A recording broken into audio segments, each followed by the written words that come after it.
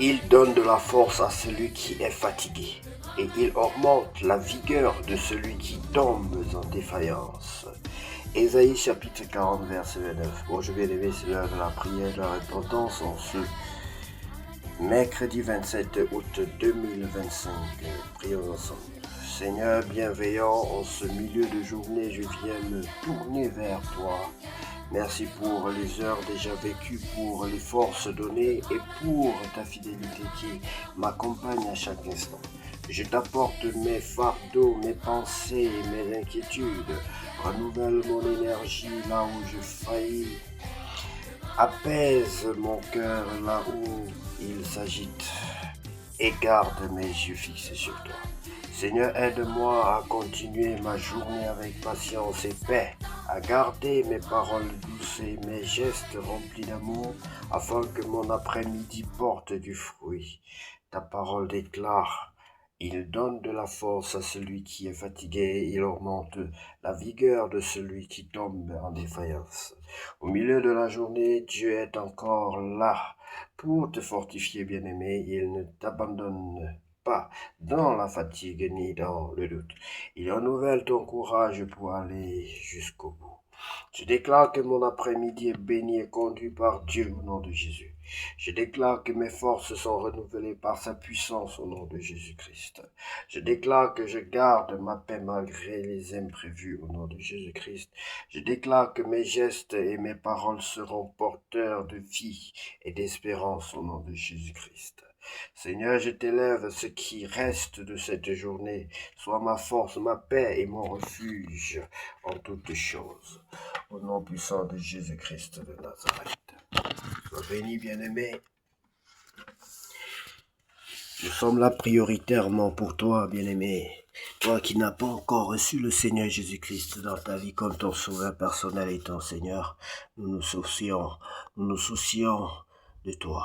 Si tu veux recevoir le Seigneur Jésus-Christ, si tu veux recevoir le Seigneur Jésus-Christ dans ta vie comme ton sauveur personnel et ton Seigneur, tu peux prendre la position qui honore ton Dieu, tu peux te mettre à genoux, tu peux te mettre accroupi, mais toi prends la position qui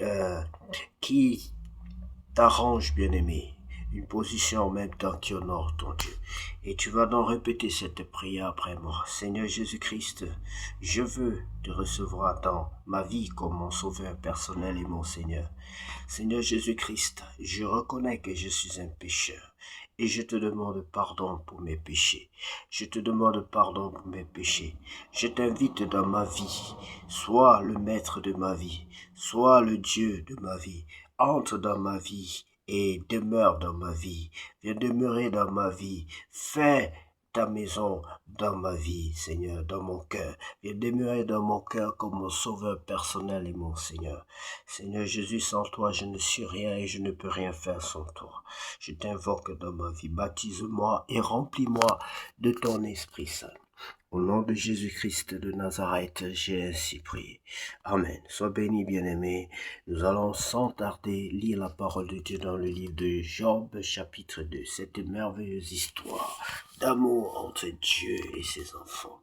Job frappé d'un ulcère malin. Or, les fils de Dieu vinrent un jour se présenter devant l'Éternel et Satan vint aussi au milieu d'eux se présenter devant l'Éternel. L'Éternel dit à Satan: d'où viens-tu? Et Satan répondit à l'Éternel: de parcourir la terre et de m'y promener. L'Éternel dit à Satan: as-tu remarqué mon serviteur Job? Il n'y a personne comme lui sur la terre. C'est un homme intègre et droit, craignant Dieu et se détournant du mal. Il demeure ferme dans son intégrité et tu m'excites à le perdre sans motif. Et Satan répondit à l'Éternel: peau pour peau, tout ce que possède un homme, il le donne pour sa vie. Alors, vous comprenez ce qu'il veut dire par là? Il veut dire que si Job n'a pas renoncé à sa foi en Dieu, c'est parce que Dieu n'a pas touché à sa vie. Mais Étends ta main, touche à ses os et à sa chair, et je suis sûr qu'il te maudira en face. L'Éternel dit à Satan, voici, je te le livre seulement, épargne sa vie. Et Satan se retira de devant la face de l'Éternel, puis il frappa Job d'un ulcère malin depuis la plante du pied jusqu'au sommet de la tête. Et Job prit un tesson pour se gratter, s'assit sur la cendre. Sa femme lui dit, tu demeures ferme dans ton intégrité, maudit Dieu et meurs. Mais Job lui répondit, tu parles comme une femme insensée. Quoi, nous recevons de Dieu le bien et nous ne recevrions pas aussi le mal? En tout cela, Job ne pécha point par ses lèvres. Arrivé des trois amis de Job, Eliphaz de Théman, Bildad et de Shuach et Tsophar de Narma apprirent tous les malheurs qui lui étaient arrivés. Ils se concentrèrent et partirent de chez eux pour aller le plaindre et le consoler.